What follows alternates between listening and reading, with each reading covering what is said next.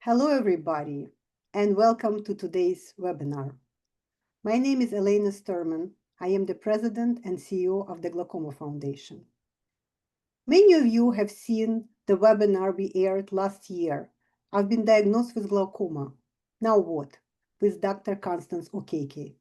If you haven't, I highly recommend you take a look. It's available on the Glaucoma Foundation's YouTube channel and on our website. We are delighted that Dr. Okeke is here with us today, and she will delve deeper into the treatment options. Today's webinar is titled The Treatment Toolbox, Options That Make a Difference. Dr. Okeke is an Ivy League trained, renowned cataract surgeon and a pioneer in micro-invasive glaucoma surgery.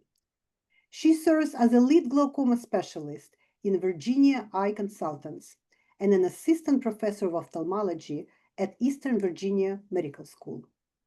She actively contributes to clinical research, peer-to-peer education, and publication in esteemed ophthalmology journals. Dr. Okeke is dedicated to patient education and has written several books. Her accomplishments have earned her the recognition of the Ophthalmologist Global Power List for 2021 and 2022. As always, there will be question and answer session at the end of the presentation. You can pose a question by using a chat or Q&A box, and we will do our very best to answer as many questions as we can. Lastly, I would like to thank Glaucos, and in particularly Brandy McCracken, their Senior Director of Patient Advocacy, for sponsoring this webinar. Glaucos is an ophthalmic medical technology and pharmaceutical company focused on novel therapies for the treatment of glaucoma, corneal disorders, and retinal diseases. We are so happy to have your partnership. Now, ladies and gentlemen, please join me in welcoming Dr. Okeke. And let's begin. Thank you, Elena, for that introduction. I'm excited to be here and to share the information that I have with you on the treatment tools in our toolbox. I'm going to get my presentation up so that I can share that with you. So some of the exciting things about glaucoma are that there's a lot of innovation. There's really an explosion of options that have happened over the last decade plus, and some of those options are in very different arms of treatment. But why we're here today is because glaucoma is a lifelong condition.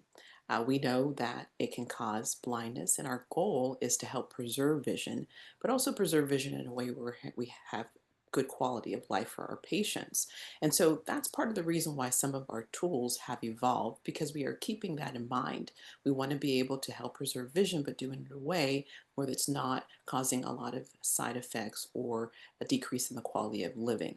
We have three major arms of tools in our toolbox, which include medications, lasers or light energy treatment, as well as surgery. And we're going to go over those today. So first we're going to talk about what is glaucoma. When I talk about glaucoma to my patients, I let them know that glaucoma is a compilation of diseases that affect one structure in the eye, the optic nerve.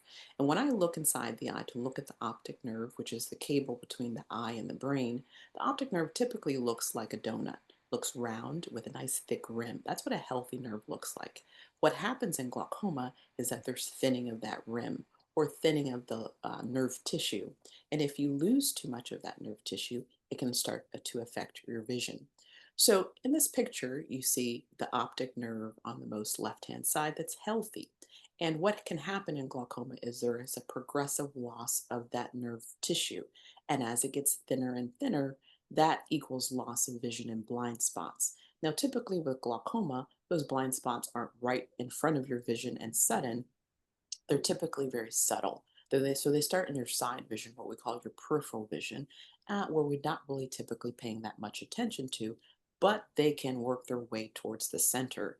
And as they work their way towards the center, that's when we can start to notice it but typically by then it's already at a moderate to severe stage and we cannot reverse these changes. That's why it's so critical for us to be able to evaluate patients early. And that's why screening for your eyes is very important. Now, glaucoma is often linked to elevated or high eye pressures. What the high eye pressures do is cause that thinning process of that rim of tissue to happen more quickly. And there can be situations when the pressure is really high that can occur at a rate that is quick. But there are also times when patients' pressures are not necessarily high, but that progression can still occur. Why? Because the optic nerve tissue just might be weak to that baseline pressure. So our tools of helping to slow the progression of glaucoma are all aimed at lowering the eye pressure from wherever that baseline is. Now, there are two major pathways or outflow pathways in the eye that drain fluid. So our eye is constantly making fluid in a structure called the ciliary body, and that fluid continues to be made and flow out through the pathways. So through the trabecular meshwork, which is labeled 1, which is like a filter, and the uveoscleral pathway, which is labeled 2, between the scleral tissue and the uvea tissue. And so those two major pathways are how we are able to control the pressure in the eye. So fluid being made and fluid getting out of those pathways. But what happens in glaucoma is typically one or both of those pathways gets affected and clogged. So I like to use the sink drain analogy. Think of the fluid production as a faucet being turned on and the drain as the outflow, whether the trabecular outflow system or the uveoscleral outflow system. And when there's too much water because there's a clog in one or both of these systems, the pressure starts to rise. And in a closed system like the eye, that pressure can start to wear away and cause stress to the optic nerve and cause it to get damaged. So, in this analogy, the A is the fluid being on, the faucet being on and flowing nicely through the drain.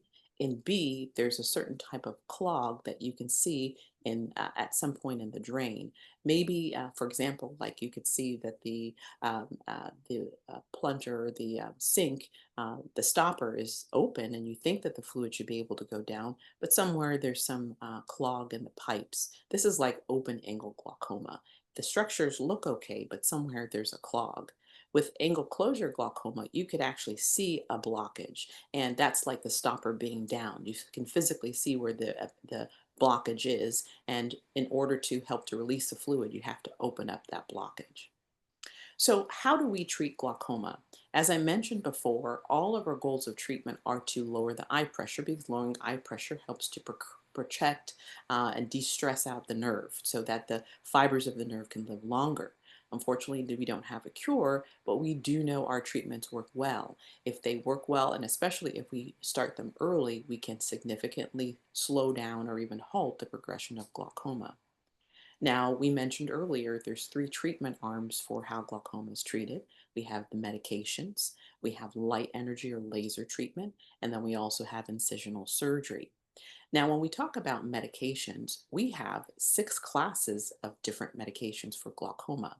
We have the alpha agonists that have a purple top, the beta blockers that have a yellow top, the carbonic anhydrase inhibitors, which have an orange top, the cholinergics, a green top, evergreen top, the prostaglandin analogs that have a teal color top, and our newest class of medicine, the rho kinase inhibitors that have a white top.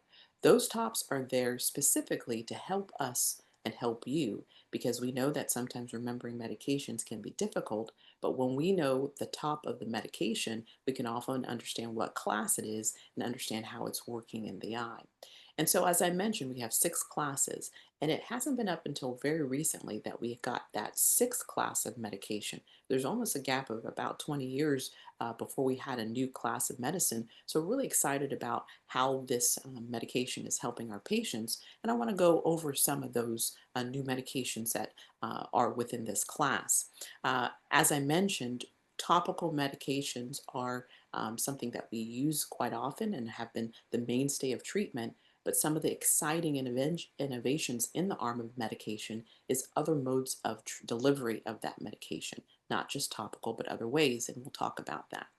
So the newest topical medications that we have now available for us are these medicines: Ropressa, which is a urokinase inhibitor or white top bottle; Vyzulta, which is a nitric oxide prostaglandin in that teal category, teal top category.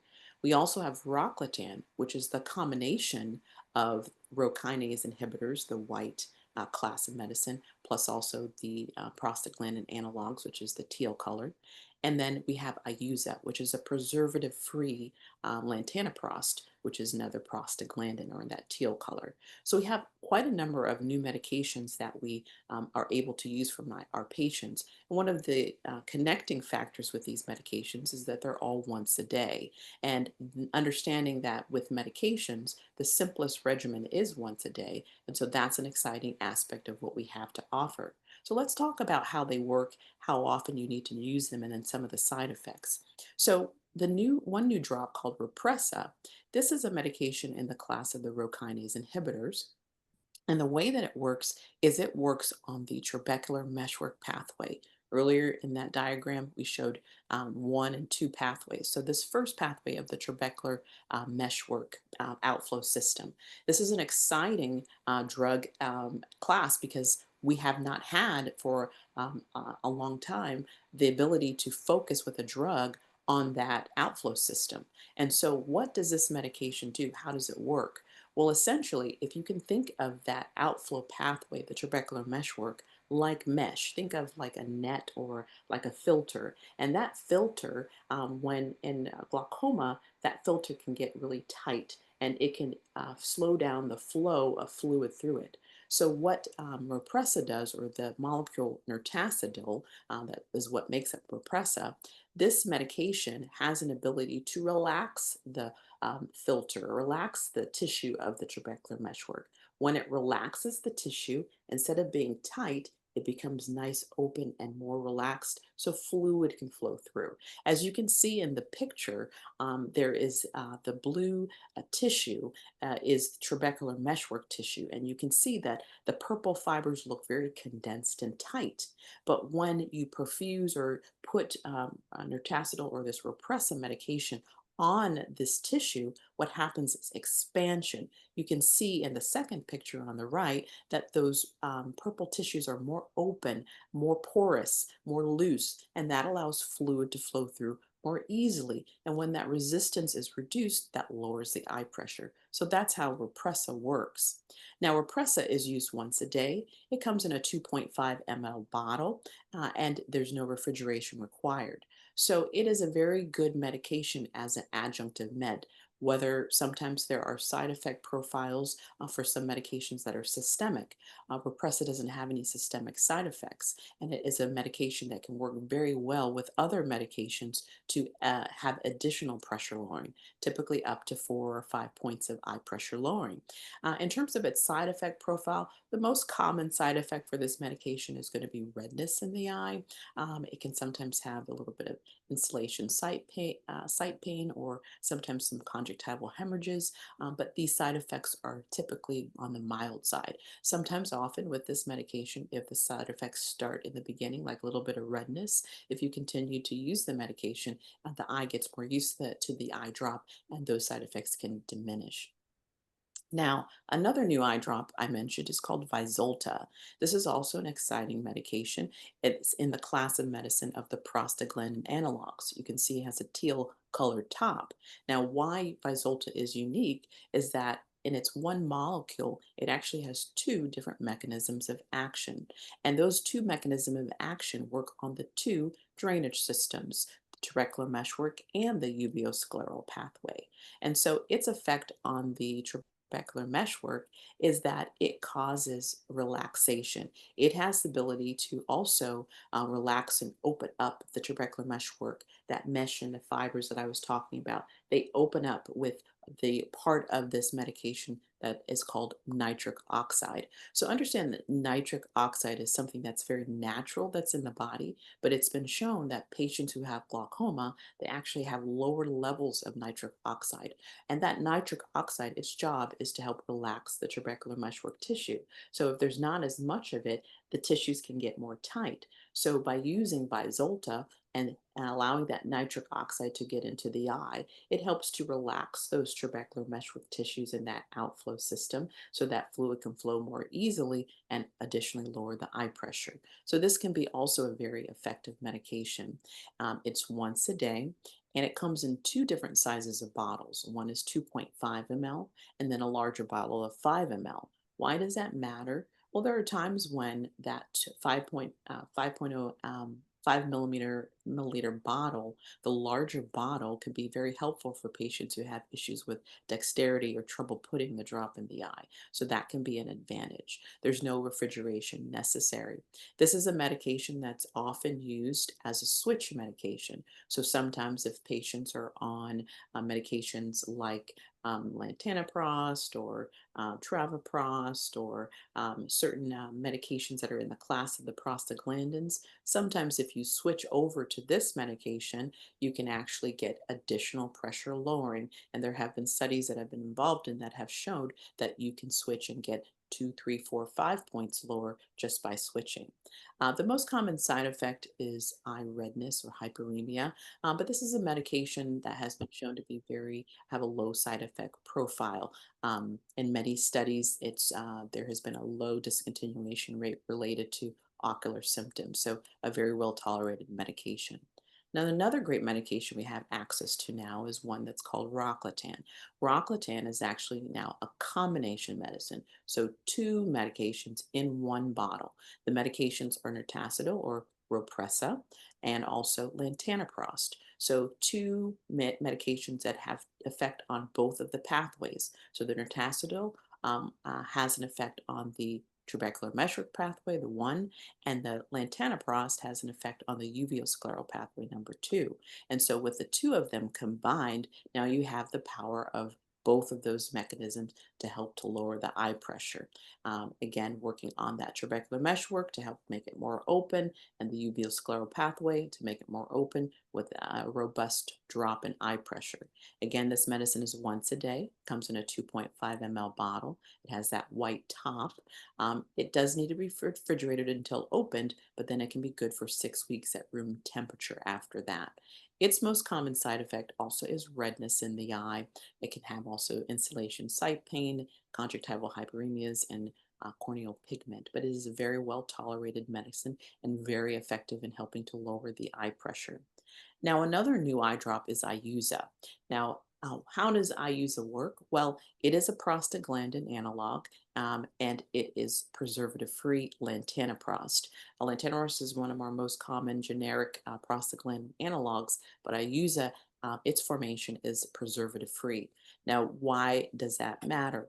Well, when we think about eye drops in bottles, the eye drops in bottles do have some type of preservative, and the most common preservative is BAK or benzalkonium chloride.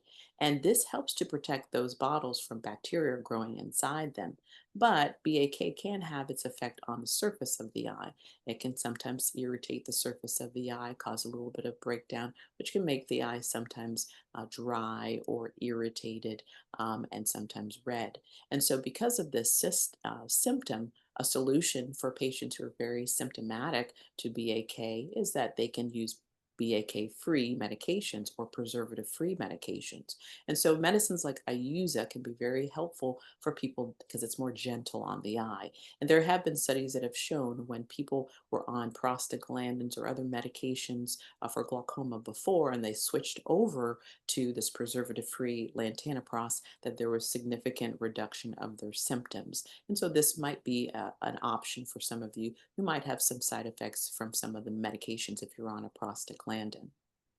It's also once a day, but it comes in vials, not a bottle, because each vial is meant to be used just one day and thrown away. So no refrigeration is needed. Its most common side effect is eye redness. Sometimes there can be mild irritation and itching or foreign body sensation. But this is a medication that typically will help to reduce symptoms related to irritation in the eye. So a question that can come up sometimes is when you think about, okay, there's these three treatment arms, which treatment arm is the safest? And most people will often just say, okay, it's just drops because they feel like it's easy. But sometimes you question, are drops really the safest option? Because sometimes there are certain side effects that make drops not the best option for the patient to help them save their vision and preserve sight. Sometimes there are issues with even getting the drop in the eye.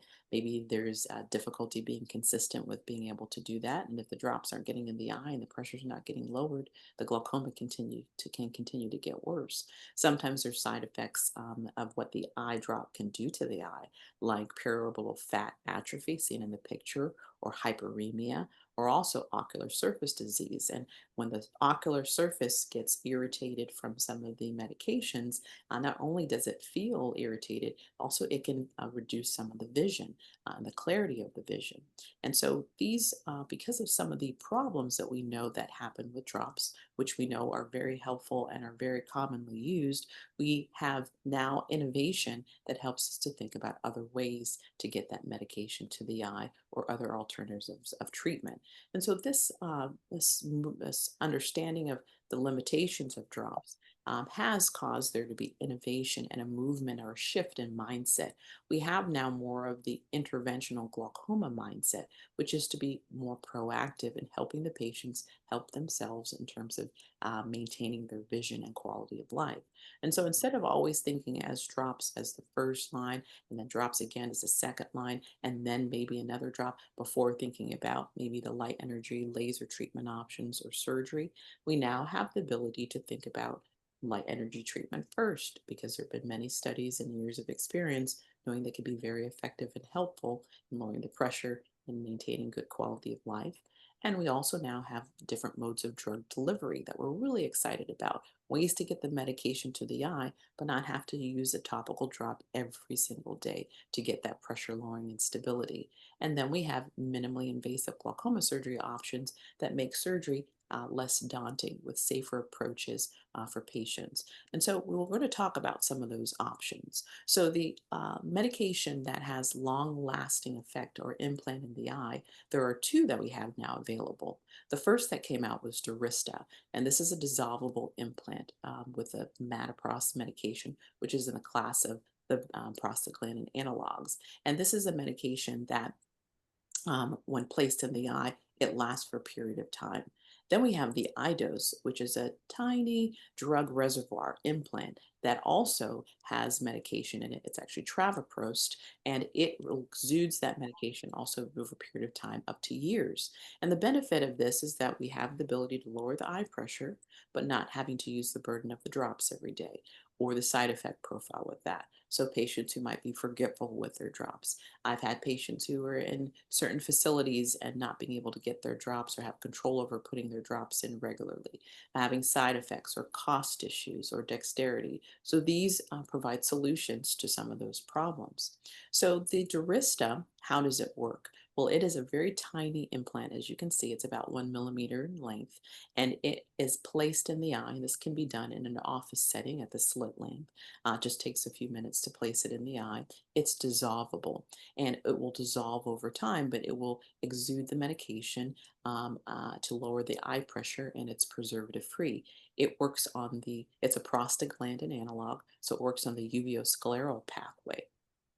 Now, it is implanted one time and it can last up to 2 years. And typically, a new study has shown that it typically lasts about 18 months. And it is something that can help to provide some level of relief for patients on their journey of glaucoma.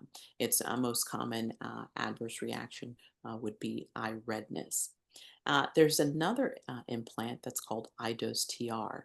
Now, this is different because it is implanted in the eye and it's done so in an operating room setting under very sterile conditions, but it is a very simple technique to place it in the eye.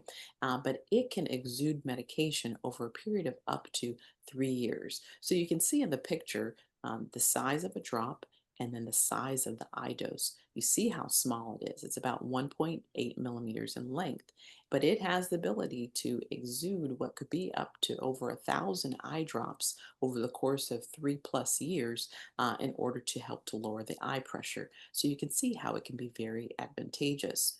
It is a one-time implantation, but it is replaceable. It's made of titanium and it exudes the medication of the travoprost up to 3+ years. Its most common side effect is potential of eye pressure increase or fluctuation, sometimes some dry eye or inflammation in the eye.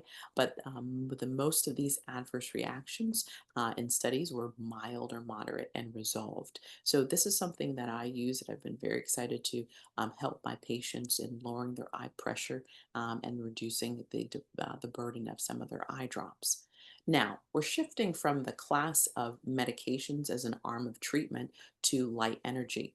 So, laser treatment are office procedures that can be done, and they can help to reduce the burden of eye drops as well.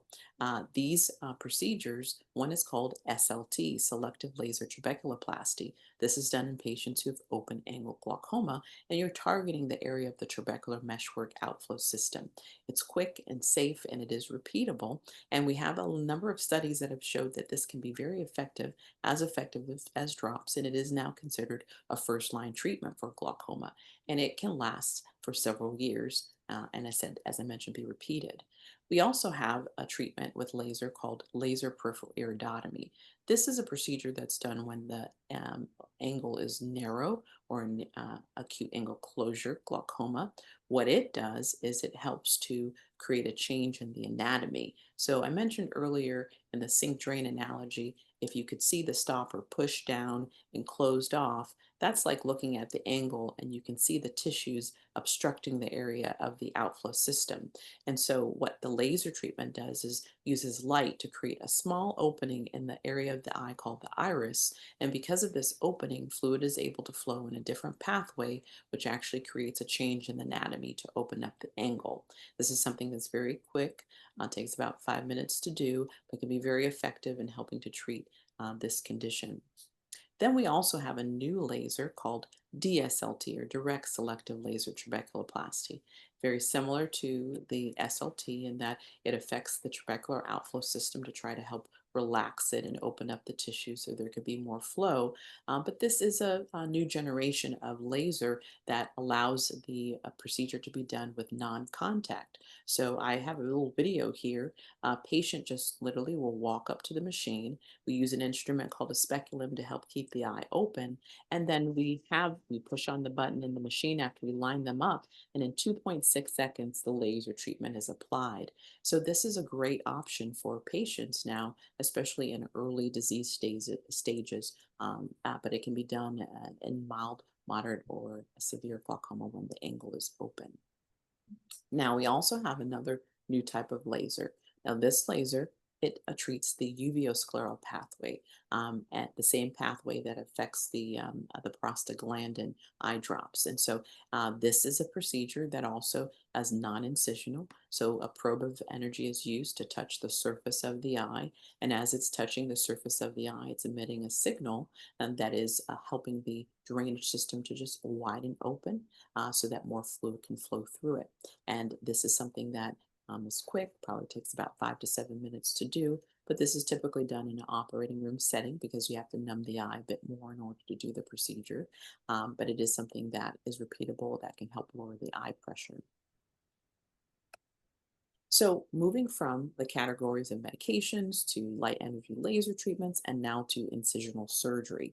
So, with incisional surgery, we do have different categories. So, we have our trabecular our traditional glaucoma surgery, which includes trabeculectomy, tube shunts. These are more involved surgeries and usually kept for more advanced surgical cases or advanced glaucoma cases. And then we have our less invasive glaucoma surgery, which now uses the ability to create new drainage systems, but in a less invasive way than the traditional surgery.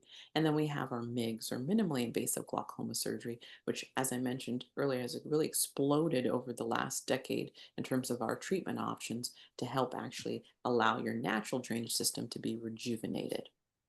Now, the trabeculectomy or traditional glaucoma surgery is one where this is a procedure that takes a little bit more steps. We have to manipulate or cut tissue in order to create a new drainage system for fluid to flow, and we create something called a bleb, and that bleb sits at the top of the eye underneath the eyelid. It is more of an involved surgery, and again, it's meant for patients who have more advanced cases of glaucoma.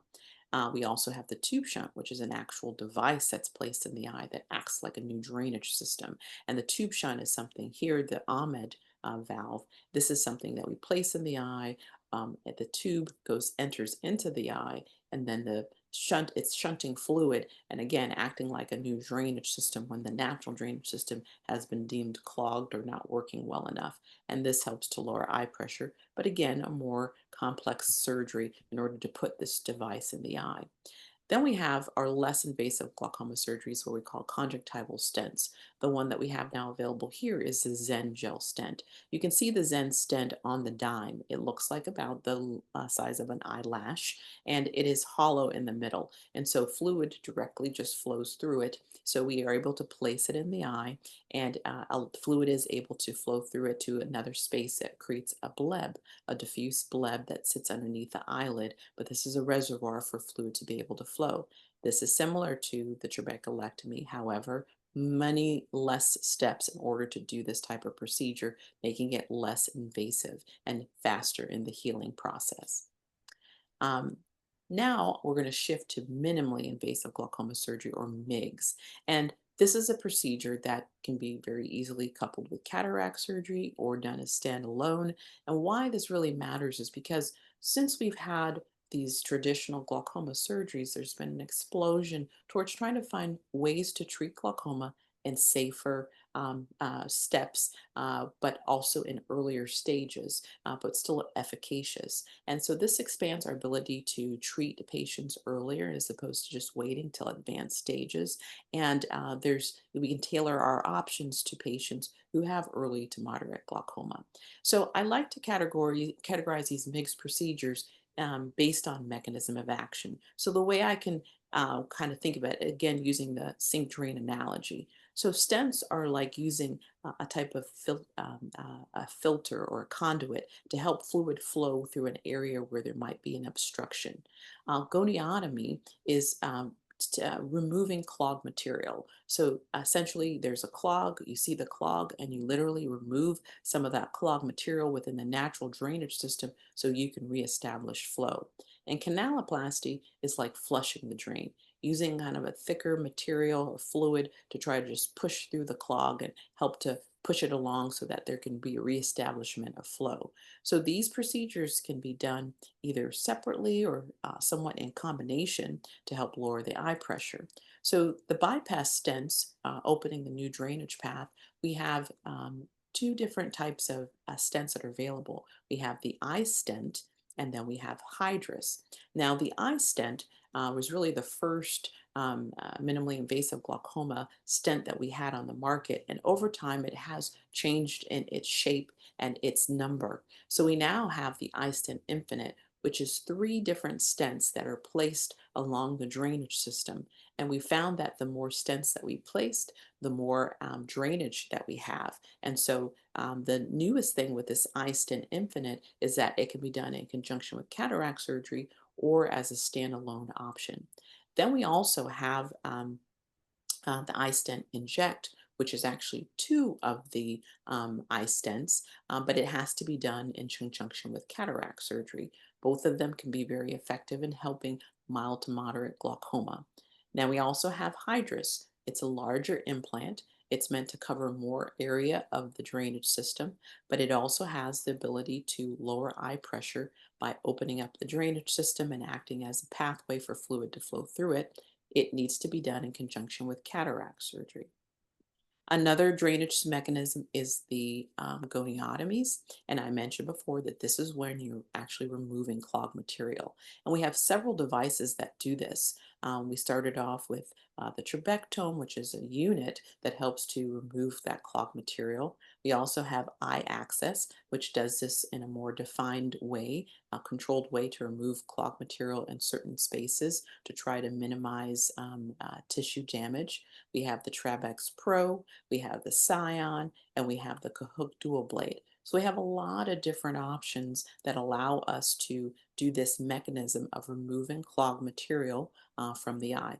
All of them can be excellent options depending on the surgeon and in their hands how they use these tools. But I've had access to all these different types of procedures that have helped me treat patients with glaucoma to lower their eye pressure. Then we have the other mechanism of canaloplasty or flushing the drainage system. And this can be done with several different devices. We have iTrack Advance, which uses a catheter that actually has a light at the tip of it to be able to help you track where you are in the drainage system. We also have their Streamline surgical system, which can directly allow us to use fluid in certain spaces to help expand the drainage system or flush it out. Also with Omni, we have the Omni surgical system that allows us to do that as well, and also the VIA 360, which is one of the newest devices in this class that allows us to use this fluid to expand the drainage system. And I should mention that these devices also have the ability to both drain the system and also remove clog material at the same time. Now, one other class of minimally invasive glaucoma procedure that I didn't mention is superciliary implants. All of the procedures before we just talked about were accessing the trabecular meshwork. We're trying to help open that up or flush the trabecular meshwork outflow system or to remove clog material from it. But the superciliary implants, they work on the uveoscleral pathway, that other pathway that I mentioned. And what they do, we have the cyclopen with Alaflow. And what this does is it actually helps us to use a tool called Alaflow, which acts like a spacer to basically just widen the access to that drainage system so fluid can flow through more easily. And this is another new device that's come out fairly recently. So, very exciting spaces of being able to treat glaucoma in multiple different ways. And I know that patients, when I talk about uh, glaucoma is not a one size fits all disease. There's no one treatment for everybody. But what I'm excited about is that there are so many options to tailor our treatment for each individual patient on their journey. And in that journey of having glaucoma, it may be that there is need for multiple devices at some stage of glaucoma to get you through in the most effective and safe way to help you have good quality of life and continue seeing. But it's exciting to know that these tools are available and there are even more on the horizon. So, key takeaways: be encouraged and be hopeful as I am because I'm so excited about the things that are coming out that I have access to being able to treat my patients with, and understand that as we get these tools, we do tailor them to the patient. And so that our goal is to help them preserve their vision and preserve their quality of life. And what you should take out of this is talk to your doctor, maybe ask them if there's any of these treatments that might be effective or helpful for them, for you, and just stay consistent. Keep looking for resources to help you educate and be a good advocate on how you can help you help yourself maintain your vision. And I just wanted to mention a few resources. As you can see, I'm very passionate about education, and I was so passionate and in that I wrote a book about it. I wrote a book called the Glaucoma Guidebook, and this is a book that I partnered with Johns Hopkins, and it's official Johns Hopkins Health Book. And I'm so proud of this book because its intention is to help patients be their own best advocate, to empower you with knowledge so that you can take control of the disease, because there's a large aspect of glaucoma that does lean on the patient, and the patient does best when they know more and have more education. So this is a tool that was meant to give education about glaucoma, make you more comfortable with the terms of glaucoma so that you feel a certain sense of confidence about understanding what's going on with your eye, but also some of my years of advice to help you know that there are certain things that you should understand and ask about or talk about or know what to expect so that again you can be your best advocate. And I also share 5 of my glaucoma patient stories in the book so that you can be encouraged hearing from their experiences and also some of the advice that they give, and also resources at the back of the book for when you want to take deeper dives. It is a book that's available in print as well as an audio that I narrated myself. And I invite you to to take a look at it and encourage you to be encouraged because knowledge is power.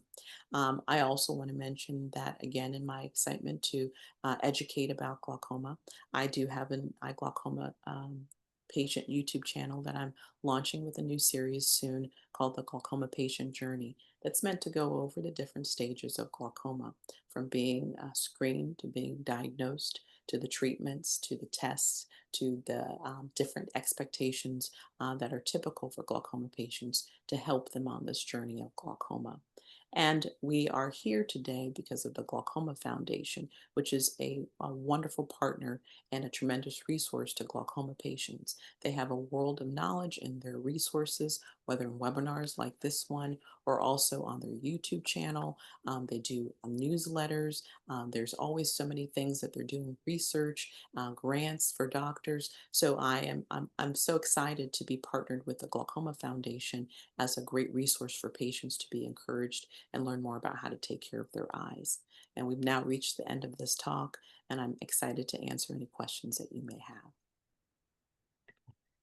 Thank you so very much, Dr. Okeke, for this absolutely amazing presentation. We do have a lot of questions from the patients, and I apologize in advance if we will not be able to get to all of them because patients have been writing ferociously. So I will start and we'll do the best we can in the time slot that we were given. Yeah. So first question is, what happens if I forget one or more doses of my eye drops? So if you forget your eye drops, it's good to go ahead and put an eye drop in that moment. There are certain eye drops that are meant to be once a day. However, there is an overlap of time where you can still instill the drop. So it doesn't have to be that it's every 4 hours or every 8 hours. There is a window of gap where you can still put in the drop. So when you remember, go ahead and put it in and then continue on to your next dosage. Thank you very much. Next question. How do I know if I'm a candidate for a laser procedure? So the laser procedure is something that one has to have the right anatomy in order to be able to be a candidate. So, for example, there's certain types of lasers we mentioned for open angle and some for narrow angle. And so a doctor would have to look at your eye to see if you're a candidate. And if you're wondering, that's a great question for your doctor the next time you see them. Hey, I heard about laser treatments. Am I a candidate? And then they can talk to you, look at your eye and then talk to you to see if you're a candidate. But oftentimes patients can be candidates for certain types of laser treatment. So it's a good question to ask your doctor. Thank you very much. Next question. I'm under pressure and I would like to minimize my eye irritation and itchiness. Is there anything I can do? Yes, I noticed I forgot to mention it, but there is a certain type of device called the nano dropper. The nano dropper is actually a device that fits on the top of a bottle. And what it does is simply decrease the size of the drop that comes out of the bottle. So imagine that each bottle, when a drop comes out, that drop size can be anywhere from 35 to 75 microliters. The eye can only hold about 10. And so there's always going to be excess and spillover. So what the nano dropper does is it basically takes the size of the drop and decreases it to about 10 to 12 to about what the eye can hold. And by doing that, it can significantly reduce side effect profile. I actually did a small pilot in my office with the medication of Repressa and Rocklatan, and about 75% of the patients had a significant reduction in their symptoms such that they were now able to take the medication. So the other advantage is that when you're not wasting as much drop, the bottle size can last longer, sometimes 2 to 3 times longer. So nano dropper is something you can look up online, N-A-N-O Oh, mhm, Dropper. So nano dropper. So something that is available online. Mhm. great. Thank you so much. Next question. How strong is the evidence for taking nicotinamide and pyruvate supplements? So the evidence is out there. When you say how strong it is, um, I would say that it's like mixed reviews. So there are certain medications or certain supplements that can be helpful, not necessarily harmful, but how strong it's helpful and how able to measure that help, it can sometimes be difficult. And so I won't say that it's something that I have found any evidence to say that it's harmful. And there are some anecdotal evidence that can say that it can be beneficial. So it's one of those things that I wouldn't say don't use as a supplement. Make sure that you work on, lowering your eye pressure because we know that works. But it isn't something I would tell you not to do. I would just say I would encourage you that it's something that may help. Mhm. Thank you very much. Next question. Is a consistent pressure of 6 okay after express shunt surgery? So it depends. So sometimes patients can have a pressure of 6 and it can be perfectly fine. We didn't talk about it in this talk, but there's a parameter that we measure that's called corneal thickness. And sometimes the corneal thickness for a patient can be very thin. And so that means that their pressures are artificially low. And so if a patient has a thin cornea, a pressure of 6 can be perfectly fine. Ways that you know that the pressure is okay is that one, the cornea, the shape of the eye, looks normal. So there are certain shapes of the cornea, which is a structure, the front part structure of the eye. If it gets too low, it actually can look wrinkled. There could be certain changes in it that we can see on the slit lamp that show us that the eye's too soft, the pressure's too low. But if the cornea looks nice and clear, and if the shape of the eye looks nice and deep, even if a pressure is 6, if it's not clinically showing signs of pressure being too low, we call that hypotony, then a pressure of 6 can be perfectly fine. But if there are wrinkles, whether in the cornea or in the retina, the doctor would be able to assess that, then the pressure might be too low. Thank you very much. Next question. How high your pressure should be in order to be considered for glaucoma laser or surgery? I won't necessarily say that there's a certain pressure that's too high because everybody who has glaucoma, uh, it depends on where they started and where they need to be. So we usually set something called a target pressure. So target pressure is usually an eye pressure that helps us to kind of aim for where you should be. Now, if your pressure, say, is 30, okay, laser treatment might help you get to a target of maybe, lower than that, 20, 21, 18. But if your pressure is 15, but you need to be at 11, laser treatment can still help to do that. So I won't necessarily say that there's a certain pressure that Mhm, equals needing the laser. The question earlier of am I a candidate? It does depend on your anatomy, what kind of laser treatment you're a candidate for. But I won't set it at a certain number is required for a laser. mhm.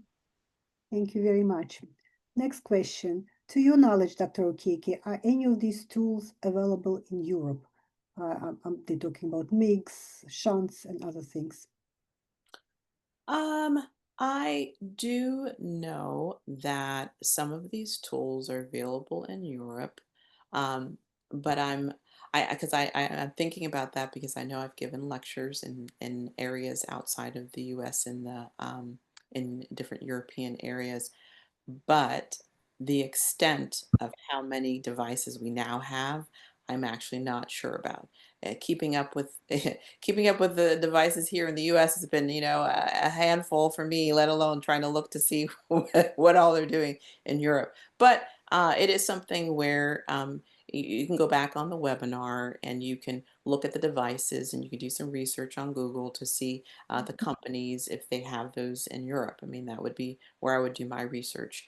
So that possibly is what my answer is. Mhm. Got it. Thank you very much. Next question. Besides nicotinamide and pyruviate, what other supplements would you recommend for glaucoma patients, if any? So there's a glaucoma supplement that I often recommend called the Optic Nerve Formula Vitamin. It's made by Oculus-based science, and it is something that has its components have been shown to help increase blood flow to the optic nerve, and that has been able to be produced in studies. Its increase in flow. And so that's the one that I usually suggest if I'm going to suggest any. I don't necessarily suggest it to every glaucoma patient, not necessarily that I have anything against it, but if I'm adequately treating with medications or treatments to lower the eye pressure and they're target and stable, I don't necessarily add it. I typically do add it when people want to be more proactive or when patient, even despite getting their pressure under good target, might be still progressing, and then sometimes I might add it then. But that's what I would suggest, the optic nerve formula. Thank you very much. There are a lot of thank yous and shout outs to you. People are really enjoying the information, and there is a question of where they can purchase your book. Okay. Well, my book is available widely. It is available on Amazon, Audible, Google Play, anywhere audio is found. It should be available. And the Johns Hopkins University Press, it's also there on that website. But you can get more information directly on and additional information on www.theglaucomaguidebook.com. So yeah, but I'm very proud of the book and would be honored to have you read it. And if you do read it, put an Amazon review for me. Thank you. Thank you. Next question. What are your thoughts on home tonometers? Some doctors seem to be against them and some are for them. Where do you stand? Yeah, I'm on the fence. I have evaluated some home tonometers, and I find that in some patients who are very astute, they may be able to take the learn how to use the device and use it accurately. But not every patient may be able to be able to do that. There's also a lot of training that is required in order to make sure one is up to par doing that. And in our facility, I didn't feel like we had the adequate staff to be able to train patients well. Because if you have information, it's great to have information, but if you're doubting whether it's good information, then it's not necessarily helpful. So if someone, probably I would say maybe someone who's astute and motivated to learn and has a good learning program, I do think that it can be helpful. So there are situations where I think that it could be positive, but I can't say in my opinion that across the board everybody can do it and do it well and give me the information and it would be completely accurate that I would trust. Again, data is only good if you feel like it's good data. So yeah. Thank you very much. There are more shout outs, and the two of our listeners just reported that they just purchased your book on Amazon.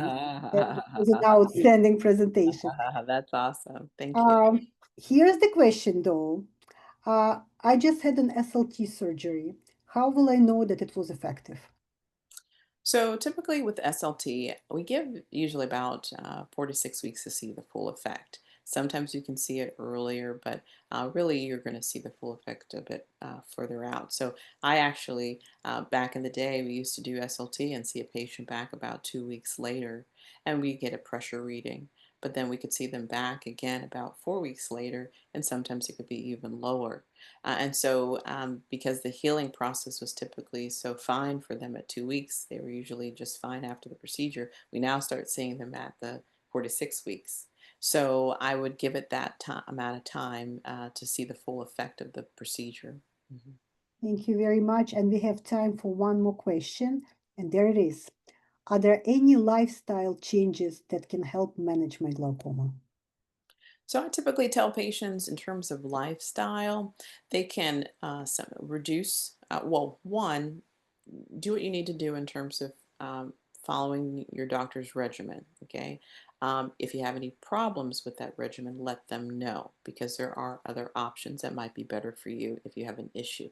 Never not tell the doctor and be maybe not using it here and there because of the symptoms or the problems that you have. Just be open and honest with them and then make sure you follow up according to the schedule. Even if the doctor's office canceled the appointment and didn't call you to reschedule, doesn't mean glaucoma went away. Still need to be your own advocate and stay on top of it. But then I also tell patients that caffeine can sometimes be associated with increase in eye pressure. Not your just, 1 cup here and there, but like, some increase in caffeine. So if you're a high caffeine user, you can try to dial it down and see if you can, that might be beneficial to you. There have been some studies that have shown citrus fruits can be beneficial. So I would suggest citrus fruits like oranges, grapefruits, tangerines. Incorporate that into your diet. There have also been some association with green leafy vegetable. These have a lot of nitrates, and nitrates have been associated with being broken down into nitric oxide. And so we suggest lots of kale, spinach, green leafy vegetables in your diet. Exercise is good. Exercise helps increase blood flow to the optic nerve, and that can be a source of nutrients and just support the health, the environment of the optic nerve. So those are good things. And then with anything, if you can always de-stress. Stress can do things to the body that sometimes we can't measure or control, but doing things to help you de-stress can be beneficial for multiple systems in the body. Thank you so, so much. So we reached the end of our webinar. I would like to thank you, Dr. Okeke, so much for this wonderful presentation. And I know it was a lot of information. So for those who would like to see it again, all of our webinars are enduring, and it will be available tomorrow on our YouTube channel and on our website. I would like to thank our audience for joining us today, for asking wonderful questions, and for being a part of the glaucoma community. The Glaucoma Foundation offers you a lot of tools and help in order to navigate your glaucoma better. Please stay connected to us, and thank you so much for participating. Bye-bye. All right, thank you.